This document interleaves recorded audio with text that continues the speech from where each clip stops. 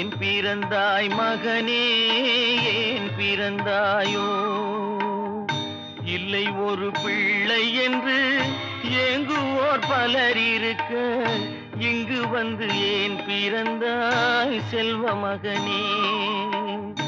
இல்லை ஒரு பிள்ளை என்று ஏங்குவோர் பலர் இருக்க, இங்கு வந்து ஏன் பிறந்தாய் செல்வ மகனே? ஏன் பிறந்தாய் மகனே, ஏன் பிறந்தாயோ? நான் பிறந்த காரணத்தை நானே அறியும் முன்னே, நீயும் வந்து ஏன் பிறந்தாய் செல்வ மகனே?